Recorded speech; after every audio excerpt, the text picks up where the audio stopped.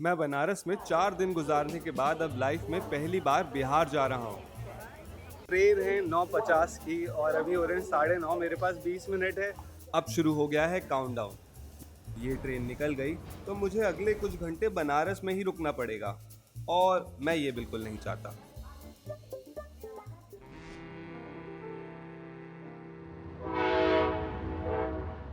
Ticket counter पे line देख के लग नहीं रहा है कि मैं ट्रेन टाइम पे पकड़ पाऊंगा। सिर्फ 9 मिनट बचे थे और तब जाके टिकट मिली। मैं तेजी से प्लेटफॉर्म की तरफ भागा, लेकिन thanks to Indian railways train खुद 5 मिनट लेट थी। जब फाइनली ट्रेन आई तो लगा टेंशन खत्म हो गई, लेकिन असली कहानी तो अभी शुरू हुई थी। स्टेशन पे पूरी ट्रेन खाली हो गई। मैंने आराम से कैमरा सेट किया, लगेज रखा और बैठ गया। लेकिन फिर पता चला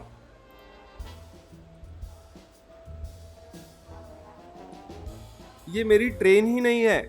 मेरी एक्चुअल ट्रेन तो ये है, जिसमें गेट पे चढ़ना भी एक चैलेंज था और अंदर इतनी भीड़ थी कि बैठने की जगह नहीं। यही जिंदगी एनी टाइम लाइफ टाइम। भाई मतलब क्या ही बताऊं, बिल्कुल जगह नहीं है कहीं भी। मैं चढ़ तो गया था पर यहाँ पे बिल्कुल वॉशरूम के पास बैठा हूँ और इतनी स्मेल आ रही है, तो किसी तरीके से चल रहे हैं। ट्रेन जब बनारस के घाटों के ऊपर से गुजरी तो एक बार लगा शायद इतनी जल्दी यहाँ से नहीं जाना चाहिए था। फिर आसपास बैठे लोगों को देखा। ऐसा लगा मेरी तरह इन सब की भी अपनी कोई कहानी होगी। गेट पे रखा हुआ ये सारा सामान किसी और का नहीं, इन पिंक शर्ट वाले अंकल का था।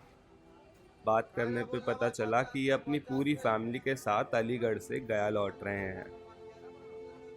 जब गया स्टेशन आया तो मैं तब तक प्लेटफॉर्म पे खड़ा रहा जब तक अंकल और उनकी पूरी फैमिली सामान लेकर सेफली उतर नहीं गई थी।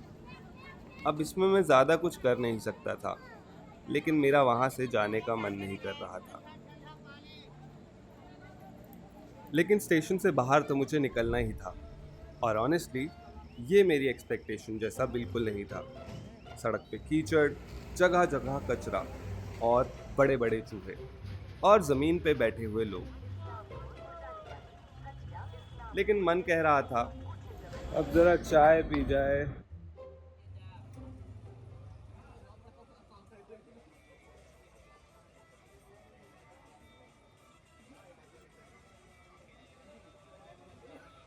अब बारी थी होटल ढूंढने की, लेकिन पता नहीं क्यों मुझे यहाँ पे सेफ फील नहीं हुआ। तो सुबह होते ही मैं ऑटो पकड़ के टाउन की तरफ निकल गया। लेकिन आसपास सिर्फ ईंट के बने घर थे।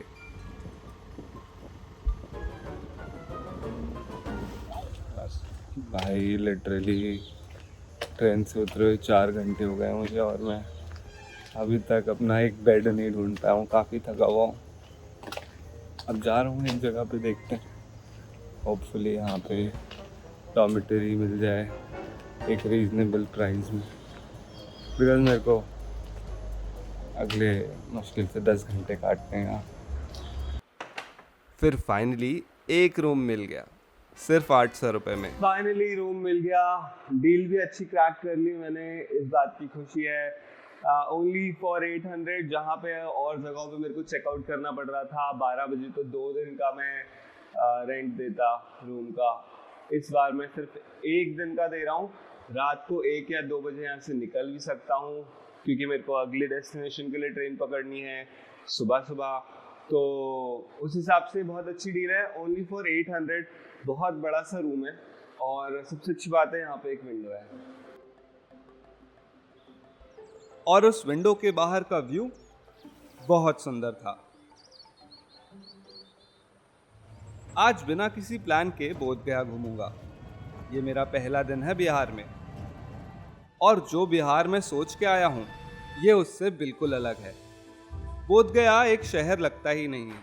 ऐसा लगता है जैसे एशिया के अलग अलग देश एक ही जगह आके बस गए हों। हर मोनास्ट्री अलग है, आर्किटेक्चर अलग है, लैंग्वेज अलग है, प्रेयर करने का तरीका भी अलग है, लेकिन एक चीज सब में कॉमन है, यहाँ लोगों को जल्दी नहीं है। और शायद इसी वजह से यहाँ आके मुझे भी पहली बार लगा कि मुझे भी थोड़ा धीरे चलना चाहिए। मतलब ऐसा लगता है यार, जैसे जो भी हुई चीज़ें मेरे को, मैं बिल्कुल वर्थ छोड़ चुका था इस चीज़ की ना। आई वाज फीलिंग लाइक कि क्या ही फ़ायदा है ये सब करके, क्या ही फ़ायदा है। इतने सालों मैंने यूट्यूब पे वीडियोस बनाई हैं, ट्रैवल किया है, चीज़ें सीखा हूँ, लोगों के साथ शेयर किया है कि मैं क्या सीखा हूँ, ट्राई किया है कि कुछ वैल्यू ऐड कर पाएँ जो लोग मेरी वीडियोस देखते हैं उनकी लाइफ में। बट यार, जब ये सब चल रहा था पिछले 2-3 साल से, तो मैं लिटरली बता रहा हूँ, मेरा कैमरा उठाने का मन नहीं करता था कुछ। मतलब अगर मैं कैमरा उठाता भी था तो कुछ और बचा रहे हैं, कैमरा उठाता भी था तो यार मन ही नहीं करता था कि रिकॉर्ड करूं, और क्या बोलूं, कैमरे से कुछ नहीं पता था। अभी मैं ये चीज़ बोल पा रहा हूँ, मेरे को इसमें भी खुशी हो रही है कि मैं 1 मिनट हाथ में कैमरा लेके कैमरे को फेस करके 2-4 सेंटेंस फॉर्म कर पा रहा हूँ। नहीं तो इसमें भी झिझक होती थी, एंड लिटरली यहाँ चेस्ट में दर्द होता था, यू नो। इट्स लाइक कि कोई चीज़ पुरानी कोई छेड़ दे और वो फिर दोबारा से हर्ट कर जाए, ऐसा फील होता था। बट हाँ, बहुत थैंकफुल हूँ। सेकंड डेस्टिनेशन है ये हमारे पूरे टूर की, 30 डेज़ में बहुत मज़ा आएगा। जहाँ कुछ घंटे पहले मैं एक जनरल कोच में बैठने की जगह ढूंढ रहा था, यहाँ लोग बैठ के अपने मन के अंदर इंटरनल पीस की जगह बना रहे थे। और मैं भी तो इन 30 डेज में वही ढूंढने निकला हूँ। आज यार थोड़ी सी तबीयत खराब लग रही है, थोड़ी सी तबीयत खराब लग रही है मुझे। लेट्स सी, इतनी ज़्यादा भी नहीं है। थोड़ा सा मेरे को ऐसा लग रहा है मैं थोड़ा सा डिहाइड्रेट हो चुका हूँ, तो पानी पियेंगे थोड़ा बढ़िया से ORS डाल के।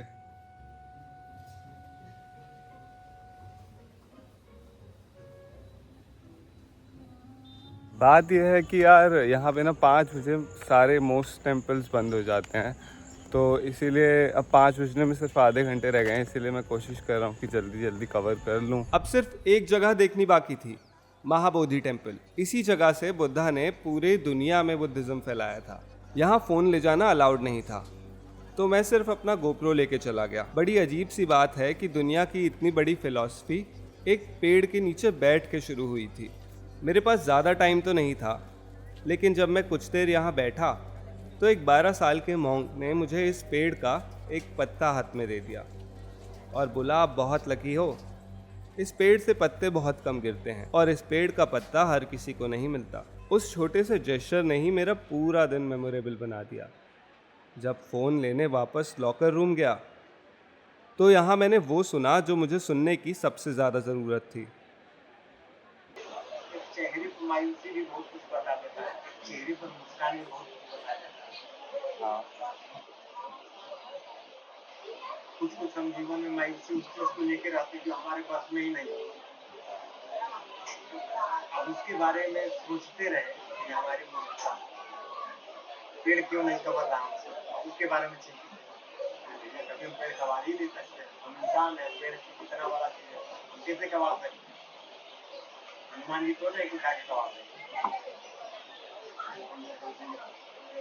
तो जिन चीजों को हमारे बस में नहीं उसके बारे में सोचना है। आप सोचिए उसी बारे में, जब अपने बस में जो चीज रहेगा उसके बारे में जो सोचेंगे, और जो चीज आपके बस में नहीं है और उसके बारे में आप सोचेंगे, तो दोनों को सोचने आपका चेहरे का दोनों में डिफरेंस बताना है। डिफरेंस इसलिए बता देगा क्योंकि जो आपके दायरे में रहेगा, आपका कॉन्फिडेंस अंदर से मायूसी में रहेगा तो एक कॉन्फिडेंस में नजर आएगा, क्योंकि उसको पता है कि जिस चीज के बारे में सोच रहा हूँ उसी में पूरा नहीं कर पाऊंगा, क्योंकि मेरे बस में मैं उसको काम को कंप्लीट कर। अब मायूसी उस चीज के लिए ज्यादा होती है जो चीज हमारे बस में नहीं होती, हम उसके बारे में ज्यादा सोचते हैं और उसके लिए ज्यादा चिंतित होते हैं, उसको कहते हैं फालतू की, कोई मतलब नहीं है। और आदमी सालों साल बिता देता है इन्हीं सब टेंशनों में। उसके अंदर बाद में आपको बीमारी क्या है।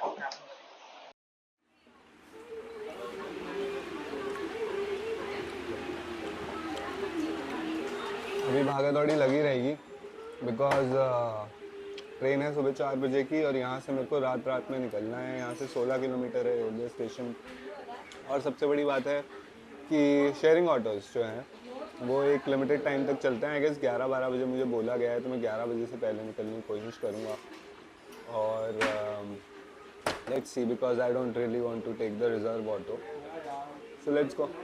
आज काफ़ी अच्छा मज़ा आया मेरे को, काफ़ी अच्छे लोगों से इंटरेक्शन हुआ और काफ़ी शांत थी जगह, जो मेन टेम्पल था।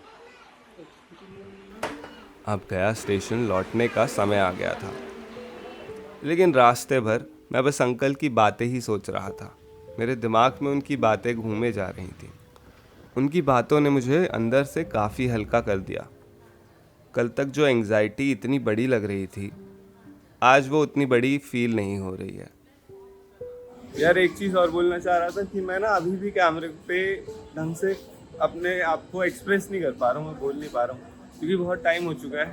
तो मैं ब्लैंक हो जाता हूँ या फिर मैं ना ढंग से कन्वे नहीं कर पाता हूँ कि मैं क्या बोल रहा हूँ। इसलिए आप देख रहे होगे कि मैं बहुत ज़्यादा ऐसे वाले शॉट्स नहीं आ रहे ना, सीधा कैमरे से बात करने वाले। वो इसीलिए क्योंकि थोड़ा सा मैं पता नहीं कैमरा शाय सा हो गया हूँ यार, थोड़ा सा वियर्ड सा हो गया हूँ। अभी तो इस जर्नी के सिर्फ 5 दिन ही हुए हैं, 25 दिन और बाकी हैं। पता नहीं इंडिया मुझे क्या क्या और दिखाएगा और कितने लोगों से मिलवाएगा। लेकिन एक बात तो समझ आ गई है, इस जर्नी में मैं खाली इंडिया के अलग अलग शहर नहीं देख रहा हूँ, बल्कि शायद खुद के अंदर की उलझनों को भी एक्सप्लोर कर रहा हूँ और होपफुली इनको सुलझा भी पाऊंगा। होप करता हूँ कि आवाज़ सही से आ रही होगी। वेटिंग रूम तो मिला नहीं, यहीं पे बैठ गया मैं। और क्योंकि अभी बहुत घंटे हैं तो मैंने सोचा कुछ बात कर लूँगा। मैं काफ़ी दिनों से बहुत सारी चीज़ें बोलना चाह रहा था। पहली बात तो ये कि इस टूर पे मैं पहली बार ये माइक यूज़ कर रहा हूँ। अभी तक मैंने ना कभी से लेपल माइक, इसको लेपल माइक कहते हैं, लेपल माइक कभी नहीं ख़रीदा था। बट इस टूर पे मैंने सोचा कि क्योंकि क्वालिटी इम्प्रूव करने का टारगेट है, थोड़ा सा सोचा कि क्वालिटी इम्प्रूव करूँगा, तो मैंने ये माइक ख़रीद दिया है। बैठ जाओ भाई। तो बस इसीलिए। और अब देखो कैमरा खोला है तो दिमाग से ना सब ब्लैंक हो गया है। इनिशियली अभी इससे पहले शॉट शुरू करने से पहले बहुत कुछ चल रहा था दिमाग में। हाँ, बाकी यार इस सीरीज़ का जो मोटिव है, मुझे लगता है मैंने क्यों स्टार्ट किया है, वो इसीलिए था क्योंकि 3 साल से घूमा नहीं हूँ, तो सब कुछ आउट ऑफ प्रैक्टिस था। जो मैंने ट्रैवल करके पहले चीज़ें सीखी थी, करी थी, वो सब ना दिमाग से मतलब ज़ीरो हो गया था। लाइक आई वुड से कि पूरी पर्सनालिटी मेरी ज़ीरो हो गई थी, बिकॉज इतना डिप्रेस था, इतना परेशान था और अपने आप को बिल्कुल ही मतलब बहुत ही कम समझ रहा था। चीज़ें बिल्कुल गड़बड़ हो गई थी। कुछ सोच विचार मेरे बिल्कुल मतलब ना ज़ीरो हो चुके थे। बिल्कुल पॉजिटिविटी थी ही नहीं, कोई होप ही नहीं दिख रहा था। बट अब 2-3 साल के बाद ऐसा हुआ है कि थोड़ी हिम्मत आई है। All thanks to my friends, specially Divyanshu को बोलूँगा। उसने 6-7 महीने जो मेरे पीछे लगाए हैं पिछले, मुझे नहीं लगता कोई ऐसा करता है out of the blue. Divyanshu को मैं बहुत पहले से जानता हूँ। I don't think he would like me talking about it a lot, but हाँ वी लाइक शायद मेरे दोस्त को भी पता है कि उसने मेरी कितनी हेल्प करी है लास्ट 6-7 महीने में। तो thank you to him and thank you to everyone who has help me through my low phase. Gratitude है आई गेस, बहुत गया मैं आया हूँ तो आई थिंक बुद्धिज़्म का पार्ट होता है ग्रैटिट्यूड।